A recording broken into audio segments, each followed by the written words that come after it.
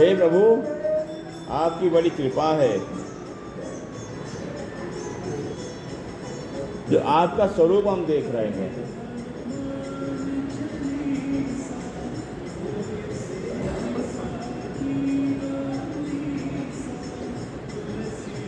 आप ही हमारे माता हैं। त्वमेव माता सुरेश पति पिता, तुम सद्गुरुर्न परमं च दैवतम। हे प्रभु, आप ही हमारे सद्गुरु, आप ही हमारे परमेश्वर हैं।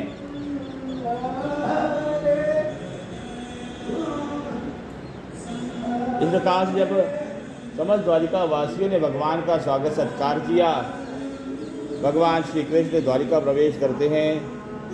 राजमहल में प्रवेश हुआ भगवान का।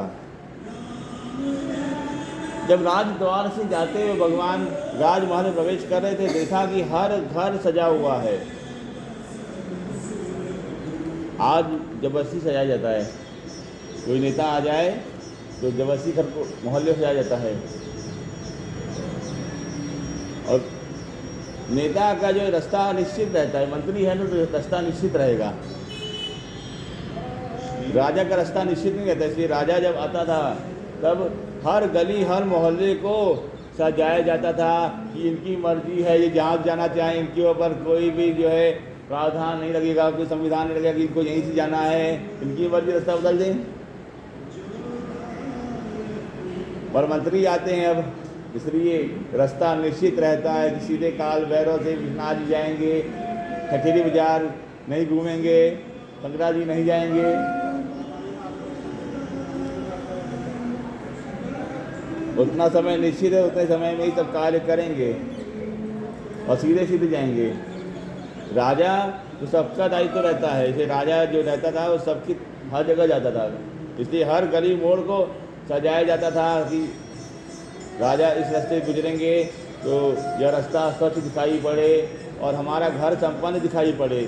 लोग अपने घर के बाहर रंगोली सजाते थे, घर के द्वार पे हंडिया लगाते थे, तो कलश कहते हैं, कलश सजाते थे। कलश में दही भात जो भी समय की ऋतु के अनुसार फल और धान्य होता था वो सब जो है लगाते थे, यह बताने के लिए कि आपकी कृपा से हमारा सब कुछ मंगल पूर्वक चल रहा है।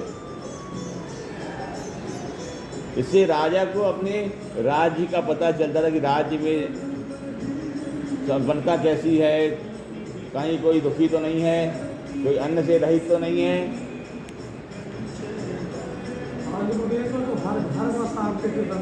हाँ, हर घर के सामने रंगोली बनाई थे ना, जो देखे सबके बदले खूब बढ़िया चाक से ये संपन्नता का लक्षण है। हाँ, सबके सुबह सोच उठेंगे झूल के बना देंगे रंगोली। इसलिए वहाँ पे लोग धनी ज़्यादा है।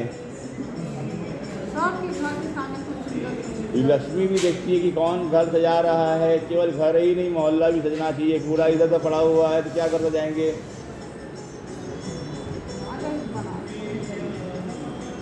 हर दायित्व सरकार का नहीं तो कुछ अपना भी होता है।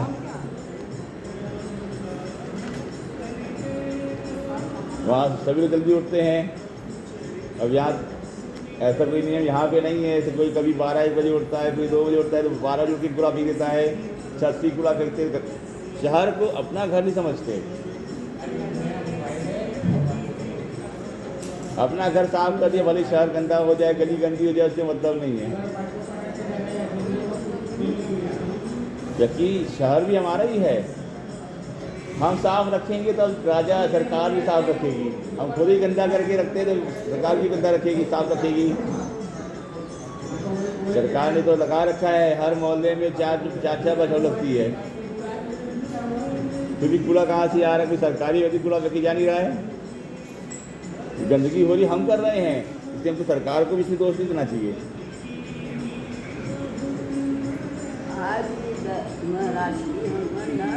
अपन दरवाजा बाहर कर के रंगोली आज भी बना रही है। तो ये संपन्नता दिखाता है। ये संपन्न है मन से भी और तन से भी।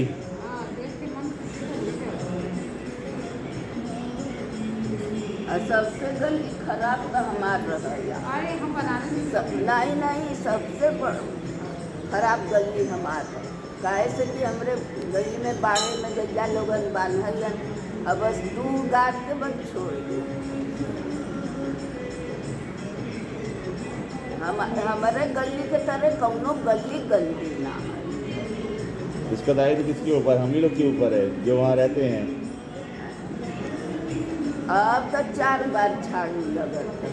पहले तो सुबह सुबह झाड़ू लगा के चला जाता रहा, अब तो 4 बार झाड़ू लगी, फिर भी गंदगी देखा। तो भगवान के स्वागत में सभी ने अपने अपने घरों को सजाया, अपने अपने मोहल्लों को सजाया, उद्यान बाग बगीचे सब सजाए गए।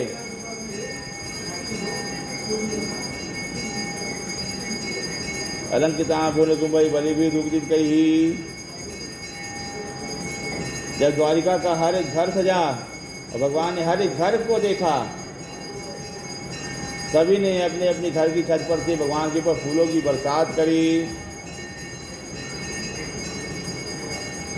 स्त्रियां घर की छत पे खड़ी होती, पुरुष घर के द्वार में भगवान का स्वागत सत्कार कर रहे थे। धन संपन्न लोग हाथी पे बैठ करके भगवान का स्वागत कर रहे थे। हाथियों के द्वारा भगवान के ऊपर पुष्प की बरसात करवाई जा रही थी, गंध छिड़क रहे थे। ब्राह्मण वेद पाठ कर रहे थे। जो वीरांगनाएं थीं वे नृत्य कर रही थीं।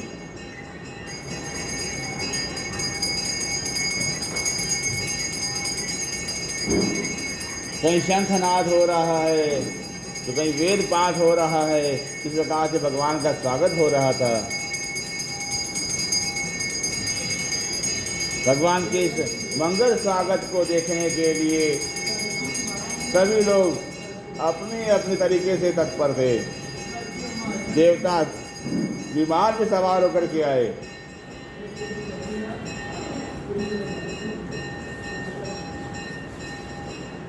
भगवान शत्रुबंधूनां पौराणाम अनुवर्तनाम यथा विद्युत संगमे सर्वेषां मानमाददे। भगवान ने सबका स्वागत सत्कार किया। प्रभावादना से ही आश्वास चाचवाक्येभ्यो वरैश्चालुदैवो। किसी से हाथ मिलाया, किसी से गले मिले, किसी को केवल देखा, किसी को देख के मुस्कुराए और यथा समय यथा विधि भगवान ने सबका स्वागत, सबका जय अभिवादन किया, सबको धन्यवाद दिया।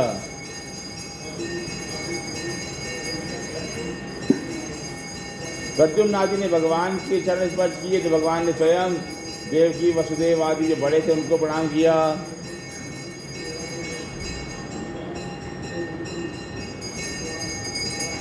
सूत जी कहते हैं यद्यपि द्वारिका वासियों को तो नित्य भगवान का दर्शन सुलभ था, फिर भी इनको तृप्ति नहीं मिलती थी। और तृप्ति मिल कैसे जाए? यदि तृप्ति मिल गई इसका मतलब क्या यह है कि इनको जो है भगवान के रूप रस का आनंद लेना नहीं आया। गोस्वामी तुलसीदास कहते हैं तीन नर पामर जानिए जिनको नशती रसभान। उनको पामर आलसी पापी जानो जिनको भगवत कथा में आनंद नहीं आता, भगवान के रूप रस में आनंद नहीं आता, जिनके कान डूब जाते हैं। अरे रोज तो कथा सुनते, आज एक दिन नहीं सुनेंगे, बहुत कथा सुनिए, कथा नहीं सुनेंगे। हमको जितनी कथा आती है उतनी कथा दुनिया में किसी को नहीं आती। अब हमको कुछ सुनने को बाकी नहीं रह गया है। इस प्रकार जी की विचारधारा होती है। सूत जी और तुलसीदास जी कहते हैं कि उनको वास्तव में कुछ नहीं आता। कथा भी नित्य नहीं है और भगवान का स्वरूप भी नित्य नया है।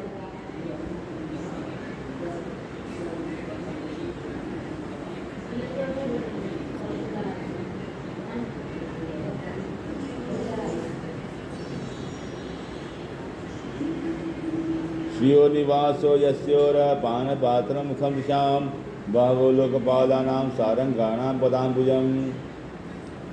सूत जी महाराज कहते हैं लोग सामान्य धनी व्यक्ति के आगे पीछे घूमते रहते हैं। और किसको छोड़ के उसके आगे पीछे घूमते हैं? तो लक्ष्मीपति को छोड़ करके धनी व्यक्ति के आगे पीछे घूमते हैं। इस पर वो पैसा है, बहुत लक्ष्मी इसके पास में। जबकि सारी लक्ष्मी तो केवल लक्ष्मीपति के पास में है, क्या नहीं उनके पास में? स्वयं महालक्ष्मी हैं, 14 गुणों का ऐश्वर्य उनके अधीन है, स्वामी हैं, सबके रचयिता, सबके पालक, सबके भाग्य विधाता हैं। फिर भी लोग उनको छोड़ करके सामान्य धनी व्यक्ति के पीछे भागते हैं, जबकि उनका पता है ये पता नहीं यह साथ देगा कि नहीं देगा, कृपा करेगा कि नहीं करेगा, पर लक्ष्मीपति का तो निश्चित है कि यह कृपा करेंगे, नहीं भी करेंगे तो कदम गिराएंगे नहीं, संभाले रखेंगे।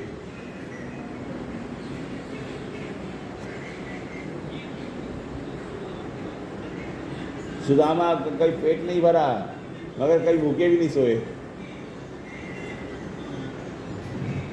अब टीवी आदि में दिखा देते हैं कि 4 दिन से सुदामा भूखे थे, 5 दिन से भूखे थे, मगर भगवान कहते हैं नामे भक्तः प्रसीदति, मेरे भक्त को दुख नहीं होता। सुदामा चरित्र के अंदर भी कहा गया कि सुदामा कभी भूखे नहीं सोए, आधे पेट सोए और कहीं भूखे नहीं सोए।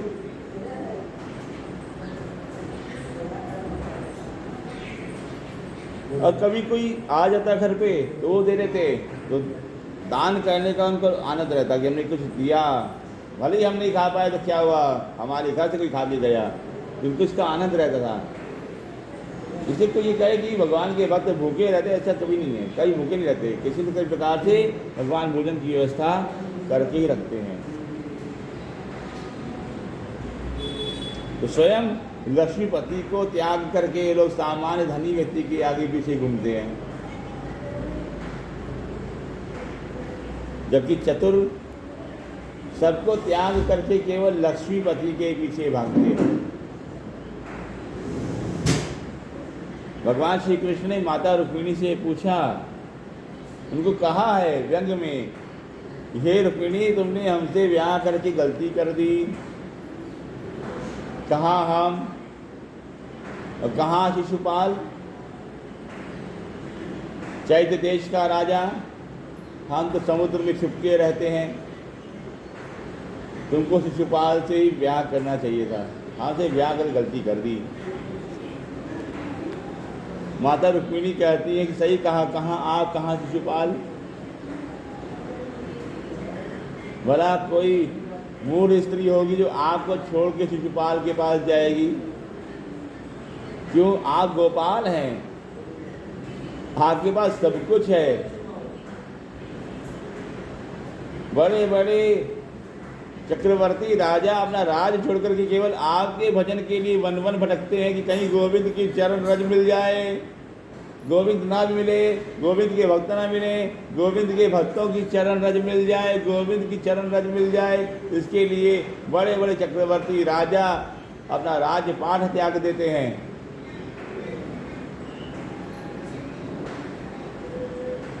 इसलिए कई लोग सन्यासी बन जाते हैं, कोई जैन मत से सन्यासी बने, कोई बौद्ध मत सन्यासी बने, कोई वैदिक मत सन्यासी बने, मत सन्यासी बनते हैं। क्यों बनते हैं? तो उन्हीं परमेश्वर की चरण रज को पाने के लिए।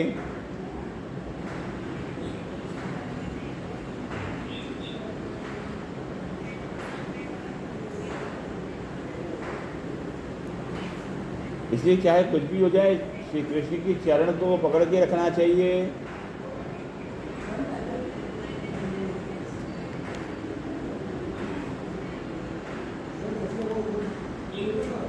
सीतात पत्र जनैरुपस्थित प्रसून्न वर्षे रविवर्षित पथे विसंगवास वनमालया बभो घनो यथार्को उपचाप वजित ही। भगवान ने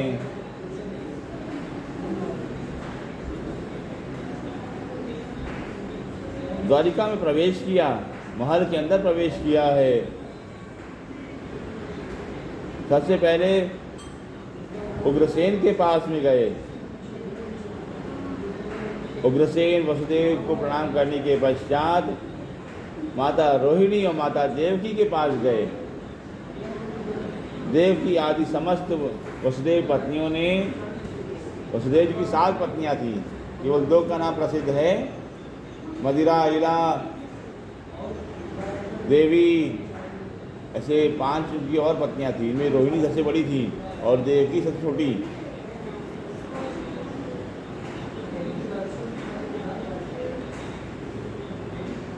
इन दोनों का ही नाम इसलिए प्रसिद्ध हुआ क्योंकि दोनों के गर्भ से भगवान का अवतार हुआ। रोहिणी के गर्भ से बलराम जी आए और माता देवकी के गर्भ से भगवान श्री कृष्ण का अवतार हुआ।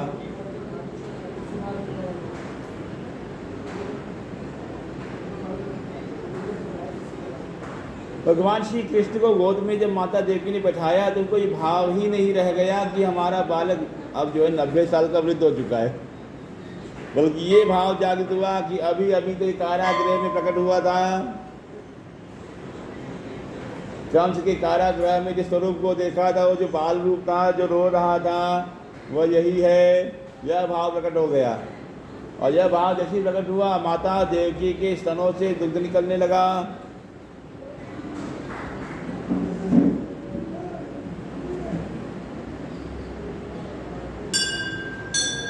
माताओं का आशीर्वाद लेने के पश्चात भगवान श्री कृष्ण अपनी पत्नियों के महल में गए। अब पत्नी ने पति का स्वागत कैसे किया है, राज्य में कैसे स्वागत, ये तो बताया गया कि राज्य के लोगों ने अपने अपने घरों को सजाया। पत्नी अपना मंगल कैसे दिखाती है, तो पत्नी का मंगल स्वरूप बताया कि पत्नियां अपने पुत्रों को गोद में लेकर के बैठी हैं, पुत्र पौत्रों के साथ बैठी हैं, भगवान का स्वागत कर रही हैं। उत्तस्थुरारा सा सनाशया साकम व्रते वीरलोचना। पत्नी ने अपना ऐश्वर्य इस प्रकार दिखाया कि आपकी कृपा से वंश वृद्धि हो रही है, पुत्र अनुकूल हैं, पौत्र अनुकूल हैं।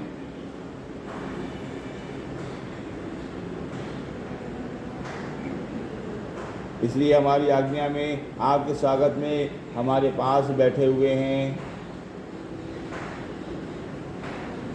तो पत्नियों ने इस प्रकार से अपना ऐश्वर्य दिखाया कि आपकी कृपा से ये ऐश्वर्य हमको भी प्राप्त है, हम सौभाग्यवती स्त्रियां हैं।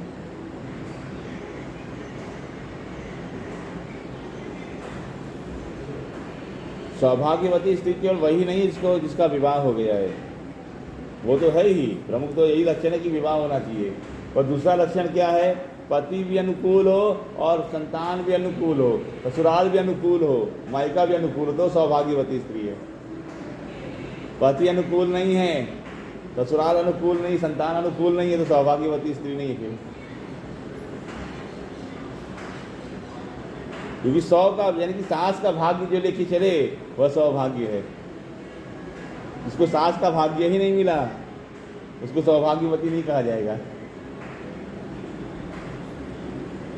सास कैसे अनुकूल होगी, तो सेवा से।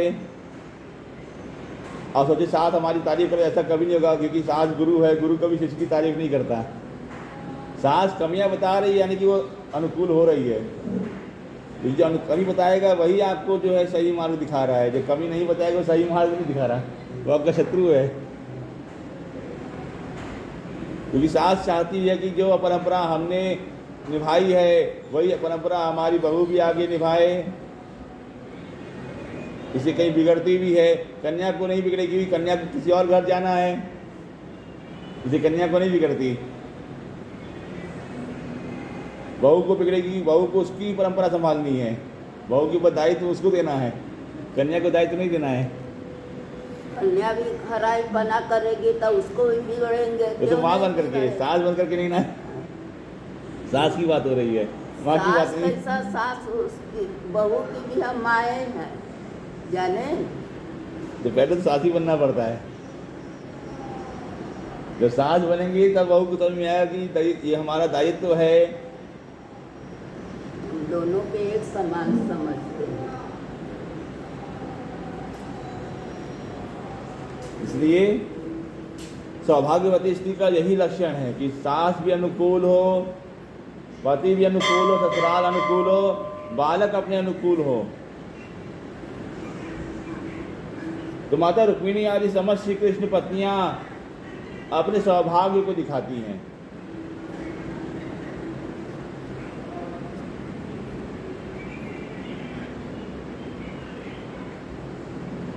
निरुद्धमप्यस्रवतुम्बु नेत्रयो विलजतीनां जुगवर्य वैक्लवात्। भगवान को देख करके लाज कर रही हैं। लाज जैसा कि समाज के सामने कैसे जो भगवान से गले मिले, तो घूंघट करके देख रही हैं। मर्यादा भी है, और प्रेम का दृष्टि भी, प्रेम का प्रदर्शन भी है, मर्यादा भी हो रही है।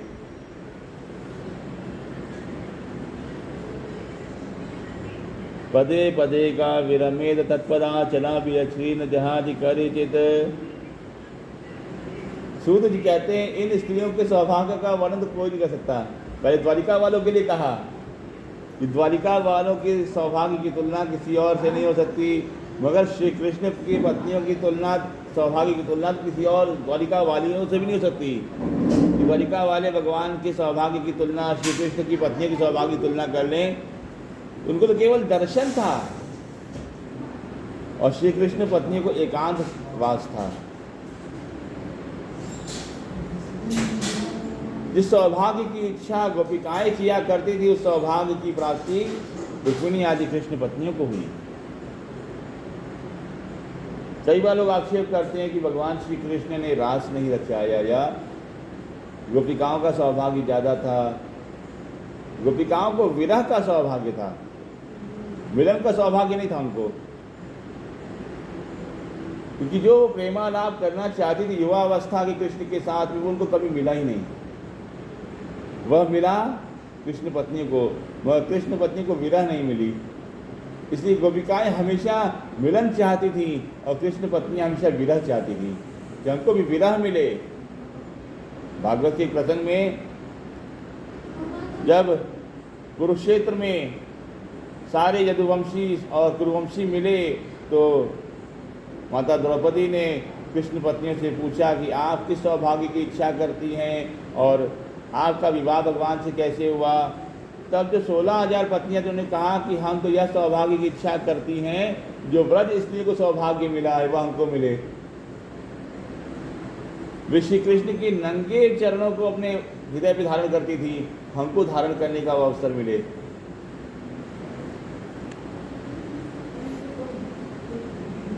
श्री कृष्ण के पीछे पीछे भी भागती थी।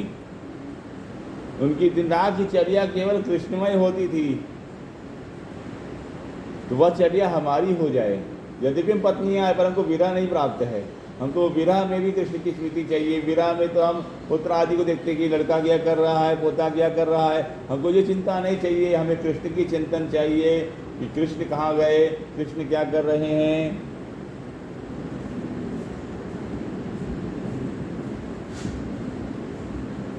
सुखदेव जी, सुध जी महाराज कहते हैं एवं नृपाणाम स्थिति भार जन्मनाम अक्षौहिणी भी परिवित तेजाम विधाय वैरम ससनो धारणम मिथो वधेनो परतो निरायुध। ऐसा योद्धा संसार में दूसरा कोई नहीं हुआ। एक तरफ परम प्रेमी भी है और एक तरफ परम वीर भी है, कोमल भी है, कठोर भी है। जब रसिक जनों के बीच में है तो परम रसिक है, और जब योद्धाओं के बीच में है तो परम योद्धा है।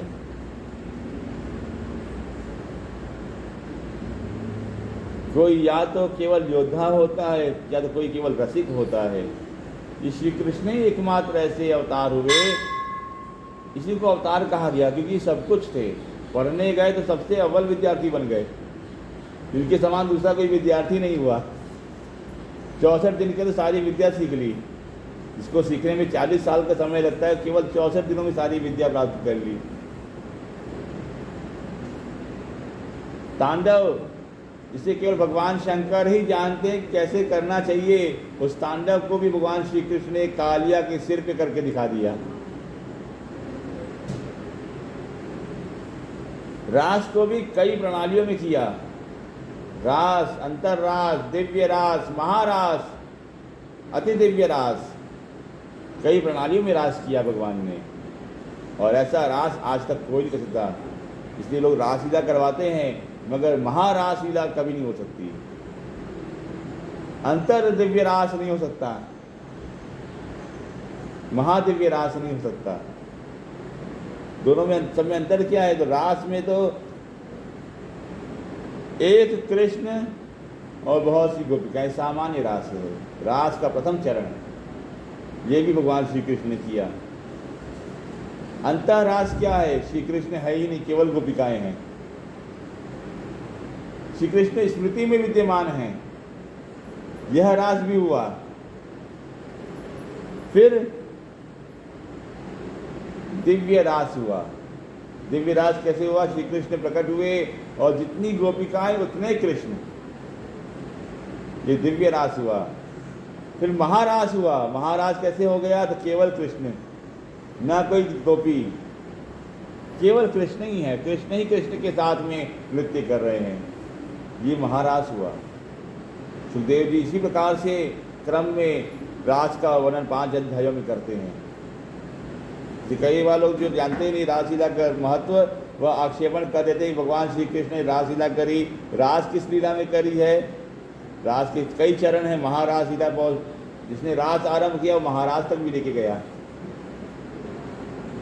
और महाराज में केवल योगी ही जा सकता है। सामान्य योगी का तो प्रवेश नहीं, योगेश्वर ही केवल महाराज में प्रवेश करा सकता है। और महायोगेश्वर केवल एक ही हैं, बाकी सब योगी हैं। कोई योगी राज है पर योगेश्वर केवल कृष्ण है। इसके परम रसिक भी है और परम वीर भी है, परम योद्धा भी है, परम नटखट भी है, और परम सीधा भी वही है, सरल भी वही है, कठोर भी वही है। जब कठोर हो जाए तो पहाड़ को भी हाथ उठा लेता है, और जब सरल होता है तो मक्खन भी भारी होता है।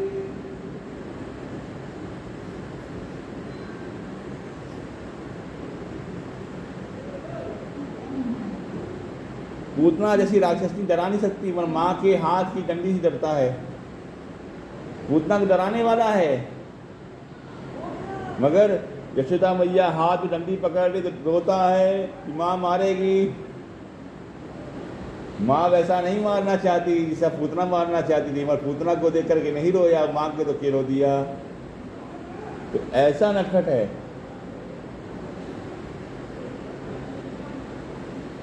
इसलिए इसको अवतार कहा गया। सएष नरलोकेस्मिन् अवतीर्ण स्वमाया रेमे श्रीरत्नकूटस्थो भगवान प्रकृतो यथा। कोई कुछ अंश में भगवान की लीलाओं का अनुसरण कर सकता है, मगर पूर्ण रूप से कृष्ण की लीलाओं का अनुसरण कृष्ण भी नहीं कर सकते। किसी और अवतार में भगवान चाहें तो किसी और अवतार में उनको ये सब कर पाना कठिन होगा, नहीं कर पाए हैं। केवल कृष्णावतार में ही सारी लीलाएं करी हैं, सब कुछ करके दिखाया।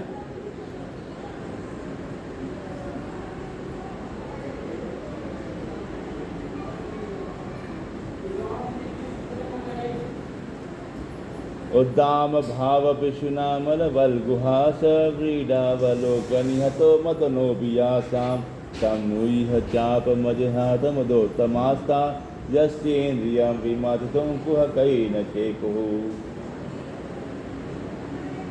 सूत जी कहते हैं, लोग जो आक्षेपण करते हैं कि कृष्ण कामी हैं, स्त्री लंपट हैं, तो वे मूर्ख हैं, उनको बुद्धि नहीं है।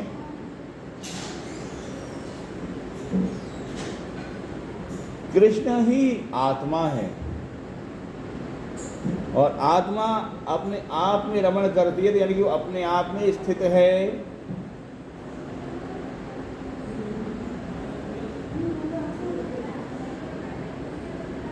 पूज्यपाद गुरुदेव जब हम लोग पढ़ाते थे तो कभी कभी ये भी बताते थे कि साइंस में जो कार्बन नाम की गैस होती है, कार्बन डाइऑक्साइड, बहुत ही विषैली होती है, काली होती है, और उस कार्बन में जब कुछ और छिड़का जाता है तो वो भी कार्बन बन जाता है। जैसे गाड़ी मोटर आदमी कार्बन लग जाता है तो उसमें जो भी जाता है सब कार्बन काला होकर के लौटता है। तो उसी प्रकार से कृष्ण भी हैं। कृष्ण में जो मिलेगा वो कृष्ण हो जाएगा। कृष्ण से मिलने के बाद कोई गोपी नहीं रहता, कृष्ण से मिलने के बाद कोई ग्वाल नहीं होता, कृष्ण से मिलने के बाद सब गोपाल हो जाते हैं। गोपाल में मिलने के बाद दूसरा कोई और अस्तित्व रहता ही नहीं है, केवल कृष्ण, केवल गोपाल।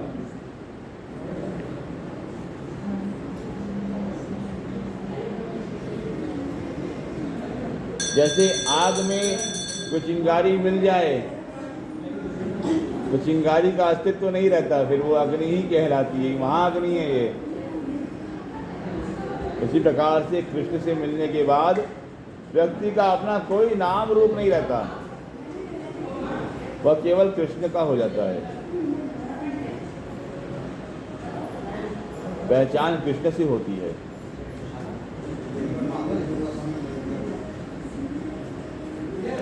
तो सूर्य जी कहते हैं कृष्ण की, जब कृष्ण की दशा में, कृष्ण की दृष्टि में आने के बाद व्यक्ति इस प्रकार का हो जाता है, वह कृष्ण भला किसके वश में रहेंगे? तो स्वयं वासुदेव हैं, सबको वश में करने वाले।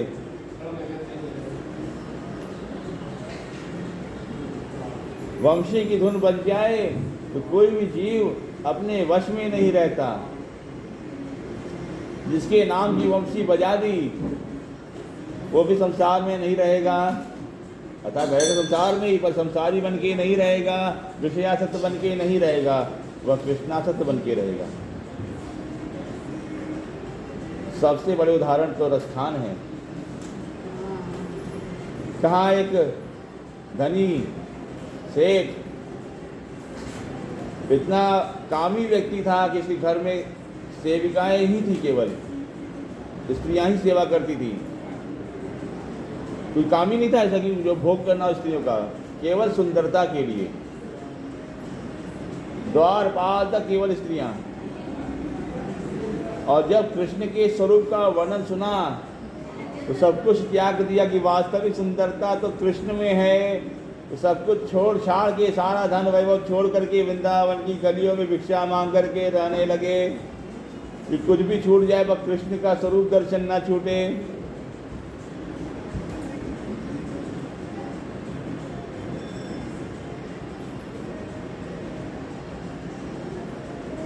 ऐसे श्री कृष्ण को जो मूड होते हैं वही केवल सोचते हैं कि हमारे वश में या स्त्रियों के वश में है, कामी है।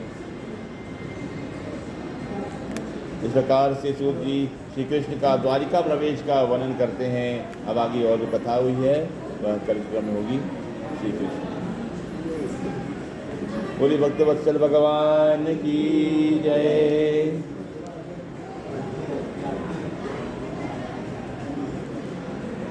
भक्तमाल के प्रसंग में पहले भगवान के 24 अवतारों का वर्णन हुआ है।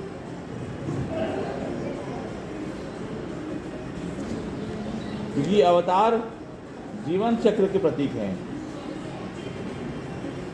जय जय मीन वराह कमठ नरहरि बलिवावन परशुराम रघुवीर कृष्ण कीरति जग पावन बुद्ध कल की व्यास पृथु हरिहंस मनवंतर यज्ञ ऋषभ हयग्रीव ध्रुव वरदैन धनवंतर बद्रीपति दत्त कपिल देव सनकादिक करुणा करो 24 रूप लीला रुचिर श्री अग्रदासुर पद धरो।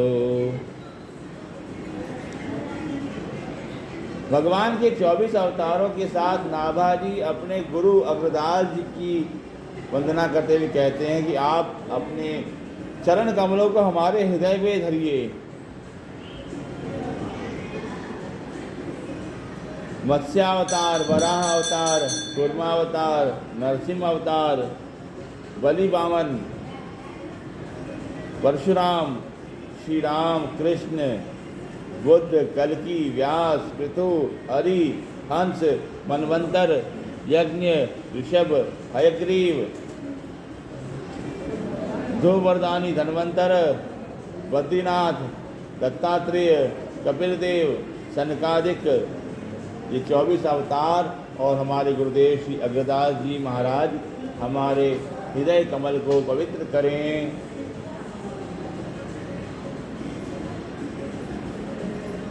अब आगे कहा जाए केवल 24 अवतार नहीं हैं, अवतार तो असंख्य हैं।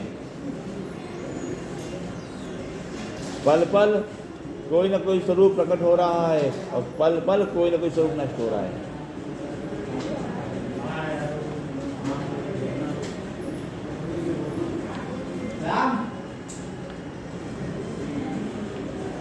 भगवान हर जीव के लिए कोई न कोई अवतार लिए हुए हैं। हमें मालूम नहीं होता कि हमारे पास भगवान कौन सा अवतार है।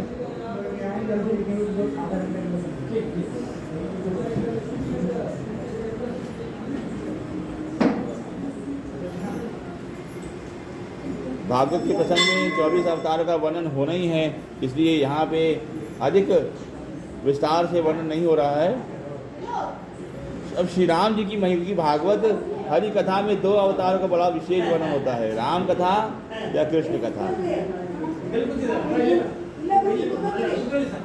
अब भगवान के चरण चिन्ह कैसे हैं?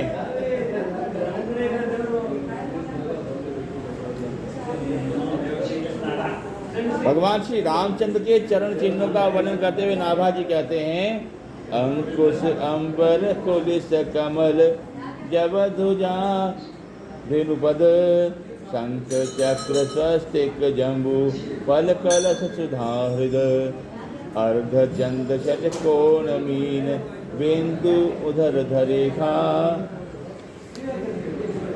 अष्टकोण त्रयकोण इंद्रधनु पुरुष विशेखा सीतापति पद नित बसत एते मंगलदायका चरण चिन्ह रघुवीर के संतन सदा सहायका।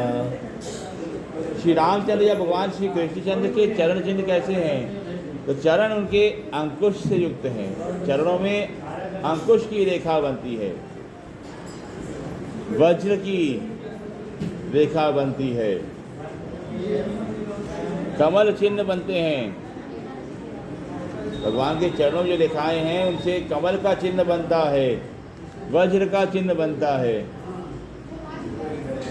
जौ का चिन्ह बनता है, धान का चिन्ह बनता है, ध्वजा का चिन्ह बनता है, गाय के खुर का चिन्ह बनता है, शंख का चिन्ह बनता है, चक्र का चिन्ह है, स्वास्तिक का चिन्ह है, जम्बू फल जामुन का चिन्ह बनता है, कलश का चिन्ह है, कुंड का चिन्ह है, आधे चंद्रमा का चिन्ह है, षटकोण का चिन्ह है, मीन का चिन्ह बनता है, बिंदु का चिन्ह बनता है, एक सीधी और रेखा होती है, अष्टकोण का, त्रिकोण का, इंद्रधनुष का चिन्ह होता है। ऐसे कुल 22 चिन्ह भगवान के चरणों में होते हैं।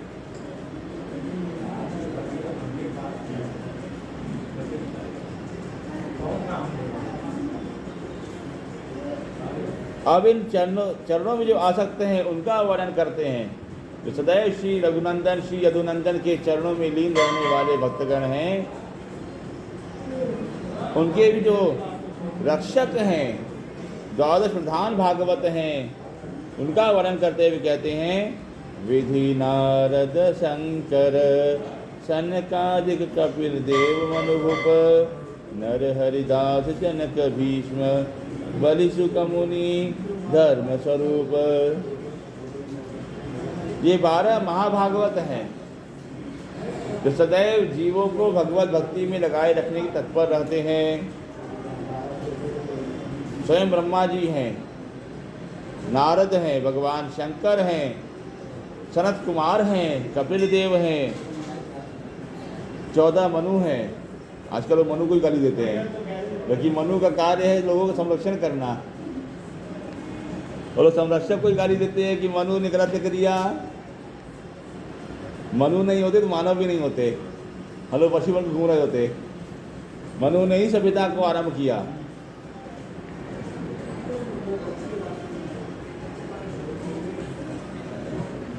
अब मनु ने जो लिखा वो अपने काल के हिसाब से लिखा, और जड़ की जो बात सत्युग के लिए लाभकारी थी वो कलयुग में भी लाभकारी हो, इसलिए हर समय पे स्थितियाँ बदली भी गई हैं।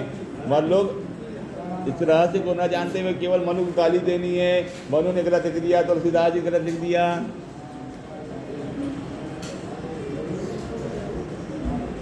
मनु ने क्यों लिखा? मनु ने लिखा कि ब्राह्मण को शर्मा पद लगाना चाहिए अपने नाम में, क्षत्रिय को वर्मा लगाना चाहिए, वैश्य को गुप्ता लगाना चाहिए और शूद्र को दास लगाना चाहिए। क्यों इसने लिखा? इसका मतलब कोई नीच हो गया, ऐसा नहीं है। शर्मा का मतलब हो गया कि सबका कल्याण करे, सबके कल्याण की भावना रखे। जो कल्याण की भावना रखेगा और सेवा ही करेगा। वर्मा क्यों समाज का संरक्षण करे, इसलिए क्षत्रिय को वर्मा लिखने को कहा कि जो समाज का संरक्षण करने वाले लोग हैं वे अपने आप को वर्मा समझे। संसार के समाज के कवच हैं वो। जिस प्रकार से कवच मनुष्य की रक्षा करता है उसी प्रकार से क्षत्रिय भी समाज की रक्षा करता है। वैश्य को गुप्त लिखने को कहा कि गुप्त लिखे नहीं, गुप्त रहे भी, कितना धन कमा के रखा है समाज को ना दिखाए,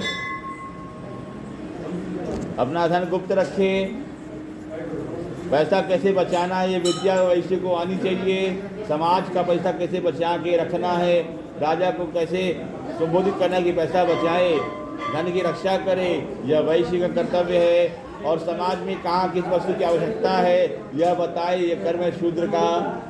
इसलिए सेवा कर्म कहा गया कि शूद्र जो है दास लिखे। दास का तो गुलाम ऐसा नहीं है, दास का मतलब है सेवा धर्म करे कि किस कहाँ पे किस वस्तु की आवश्यकता है। आज करते नहीं क्या, भले जितने करते सभी हैं। लोग सरकारी नौकरी के चक्कर में जमादारी बन जा रहे हैं। तो जो जमादार बन गया चाहे वो किसी भी कुल में उत्पन्न हुआ वो है दास ही, क्योंकि वो समाज को बता रहा है कि यहाँ पे इस सेवा की आवश्यकता है।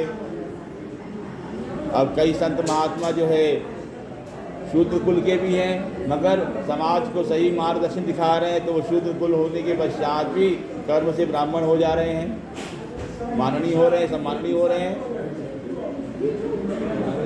लोग सेना में भी जा रहे हैं, जो सेना में जा रहे हैं वह वर्मा है, समाज का संरक्षण कर रहे हैं। जो पुलिस में जा रहे हैं समाज का संरक्षण कर रहे हैं, राजनीति में आ रहे हैं समाज का संरक्षण कर रहे हैं। सब जो है रक्षक दल होने से वर्मा हैं। लोग व्यापार भी कर रहे हैं, जो व्यापार कर रहे हैं वो धन की रक्षा कर रहे हैं, टैक्स भर रहे हैं, समाज का जो है धन बचा रहे हैं, इसे गुप्ता हैं। लोग विरोध खाली करते हैं मगर कर्म तो सब वही कर रहे हैं। तो विरोध का फायदा क्या हुआ जब कर्म वही कर रहे हो तो, और कर्म नहीं कर रहे तो विरोध करने का मतलब ही नहीं है। ये 14 मनु ये सभी भगवान के द्वारा नियुक्त किए गए मनुष्यों के संरक्षक हैं। प्रहलाद, जनक, भीष्म, बलि, शुकमुनि, धर्मराज, ये 12 महाभागवत हैं। इनका नाम लेने से धर्म में गति होती है, भक्ति की प्राप्ति होती है।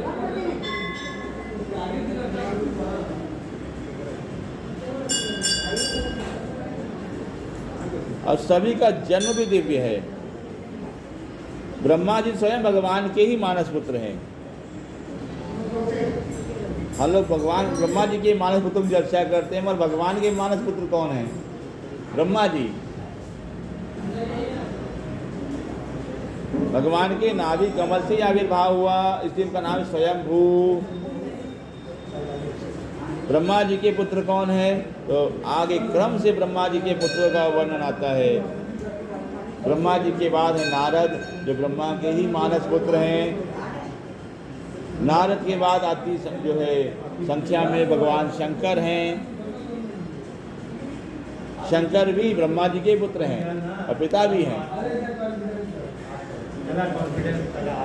क्योंकि अजन्मा है परंतु लीला के लिए ब्रह्मा जी के अंदर प्रकट हुए, इसलिए ब्रह्मा जी के पुत्र भी हैं और अजन्मा भी हैं।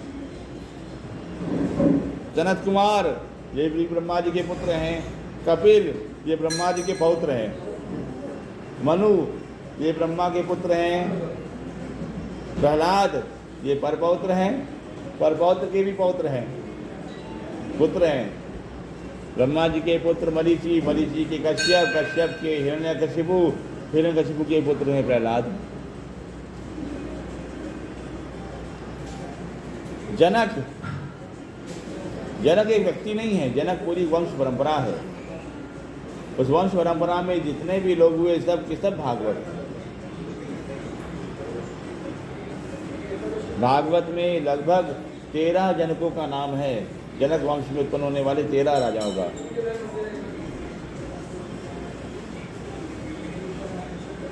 भीष्म,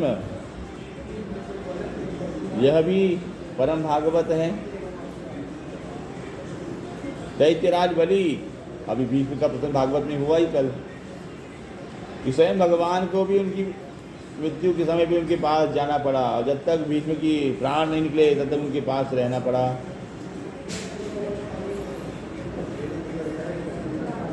वैयासकी, सुखदेव और यमराज, ये 12 महाभागवत हैं। इनके ही स्मरण करने से धर्म में रुचि होती है और अधर्म का, पाप का नाश होता है। ये 12 ही अनेकों अवतार लेकर के भक्ति मार्ग को प्रशस्त करते हैं। जैसे नाभा जी को ब्रह्मा जी का अवतार माना जाता है, इस प्रकार से रामायण में जामवान ब्रह्मा जी के अवतार हैं त्रेता युग में, उसी प्रकार से कलयुग में नाभा जी भी ब्रह्मा जी के अवतार है, जिन्होंने भक्ति मार्ग की रचना करी। अग्रहरिदास जी आदि को भी भगवान के अवतारों में, इन्हीं 12 महाभागवतों में से एक का अवतार माना गया। कोई कुमार का, सनत कुमार का अवतार है,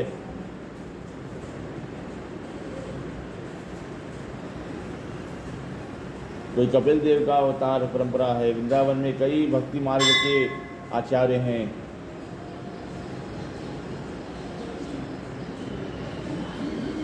एक सखी संप्रदाय है, जिसके आचार्य को सनत कुमार का अवतार माना गया है।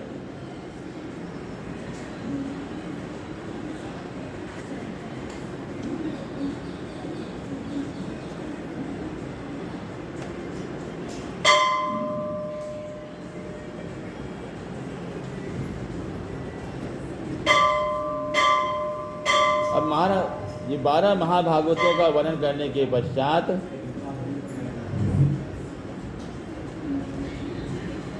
इनकी विशाल कथा, विराट कथा का वर्णन करते हैं कि ब्रह्मा जी सबसे बड़े भागवत हैं। इनसे बड़ा कोई भागवत तो कोई हुआ ही नहीं। जो उपदेश भगवान ने ब्रह्मा जी को दिया, उसी के अनुसार ब्रह्मा जी ने सृष्टि की। और नाभा जी कहते हैं कि ब्रह्मा जी के परम सौभाग्य की तुलना तो किसी और जीव से नहीं हो सकती। उनके सौभाग्य का वर्णन नहीं हो सकता, क्योंकि ब्रह्मा ही एकमात्र हैं जिन्होंने निर्गुण निराकार को भी देखा, सगुण साकार को भी देखा, भगवान के सारे अवतार देखे। निर्गुण निराकार कैसे देखा? तो ब्रह्मा जी प्रकट हुए तो सोचने लग गए, मैं कहाँ से आया, मेरे उत्पत्ति का कारण क्या है। तब उनको एक ध्वनि सुनाई पड़ी, त प। आकाश में, व्योम में केवल ध्वनि हो रही थी, त प, यही बार बार सुनाई पड़ रहा था। तो वही स्वरूप उनका निराकार स्वरूप हो गया। निराकार का दर्शन किया, फिर तपस्या करने लगे, भगवान का साक्षात दर्शन हुआ।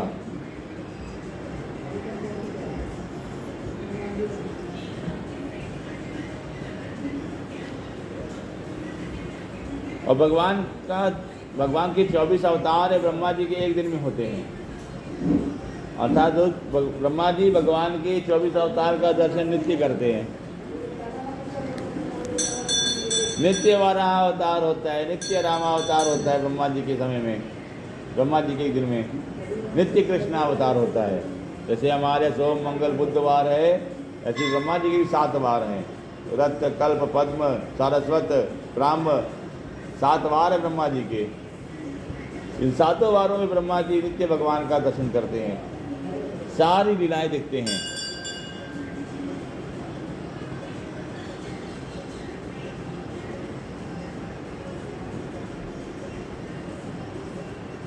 ब्रह्मा जी के बाद दूसरे श्रृंखला में नारद जी का नाम है। नारद जी के 3 जन्मों का प्रसंग प्राप्त होता है। पहले तो ब्रह्मा जी के पुत्र के रूप में ही नारद के वर्णन आता है, फिर जब ब्रह्मा जी के पुत्र के रूप में नारद जी ने अवतार लिया, जन्म लिया, तब नारद जी ने गृहस्थाश्रम स्वीकार करने से मना कर दिया। तब ब्रह्मा जी ने शाप दिया कि तुम ब्रह्मपद देवर्षि पद से च्युत हो जाओ और गंधर्व बन जाओ। तब गंधर्वराज के घर में नारद जी का जन्म हुआ। एक समय देवताओं की सभा में गंधर्वराज के रूप में नारद अपना गीत प्रस्तुत कर रहे थे। तब ब्रह्मा को देख करके मोहित हो गए और उनके शरीर का तेज स्खलित हो गया। तब ब्रह्मा जी के शाप से नारद जी दासी पुत्र के रूप में धरती पे अवतार लिए। जब दासी पुत्र के रूप में अवतार लिया, तब समस्त संगों को त्याग कर केवल सत्संग करते, जैसा कि भागवत के प्रथम में श्रवण किया ही है हमने। केवल सत्संग करते और 5 वर्ष की अवस्था में ही माता के देह त्याग के पश्चात हरि चरणों में पूर्ण रूप से मन लगा लिया।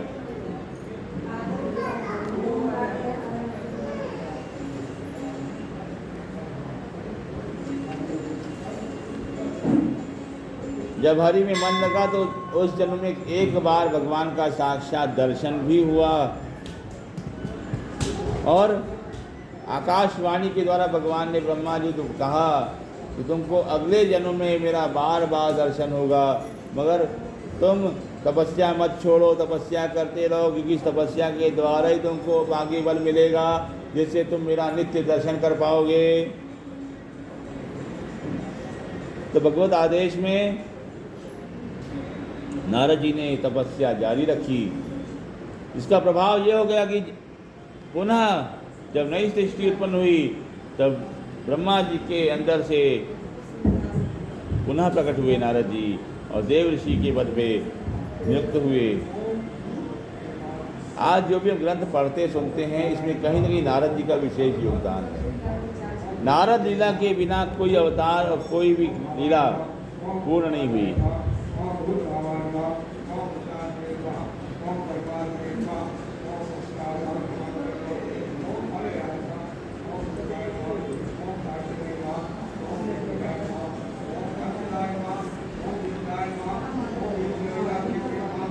नाम प्रभाव जन शिवनी को, काल कोट फल दीन अमी को।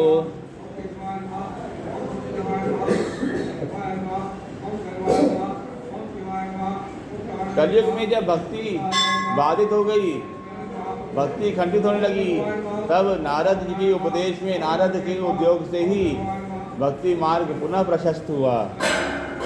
इसलिए नारद जी की वंदना में कहा गया है, जयति जगति मायाम यस्य कायाधवस्ते वचन रचनमेकं केवलं चाकलय्य ध्रुवपदमपि यातो यत्कृपातो ध्रुवोऽयं सकलकुशलपात्रं ब्रह्मपुत्रं नतास्मि। नारद जी के 4 शिष्य हुए और चारों के चारों एक से बढ़ के एक। 2 राजा हुए और 2 ब्रह्मर्षि हो गए। ब्रह्मर्षि कौन हुए? तो वेदव्यास और वाल्मीकि, ब्रह्म तत्व के वेत्ता। नारद जी के उपदेश से ही वाल्मीकि महान ऋषि हुए और नारद के ही संग से वेदव्यास भी भागवत की रचना करने में सफल हुए। ये तो ब्रह्मर्षि हुए। 2 राजर्षि हुए, ध्रुव और प्रहलाद।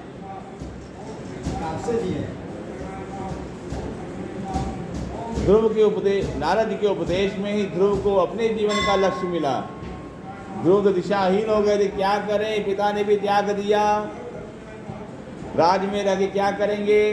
तब ध्रुव जब परमात्मा की खोज में निकले, तब नारद जी ने उपदेश किया और पूरी पद्धति बताई कि किस पद्धति से भगवत प्राप्ति होगी। नारद जी की बताई गई पद्धति में ध्रुव ने साधना करी और भी भगवान का साक्षात दर्शन हुआ।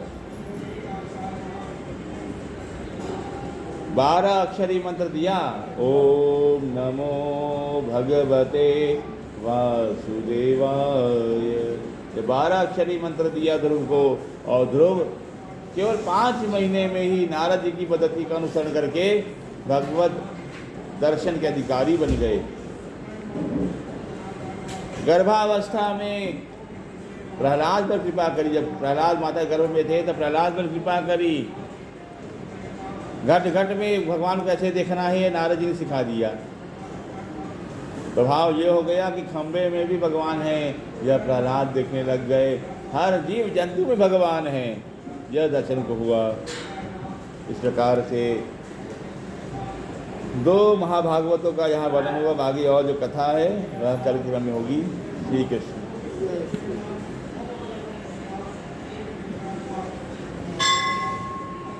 विश्वेशं माधवं धुन्धिं दंडपाणिं च भैरवं वंदे काशीं गुहां गंगां भवानी मणिकर्णिकां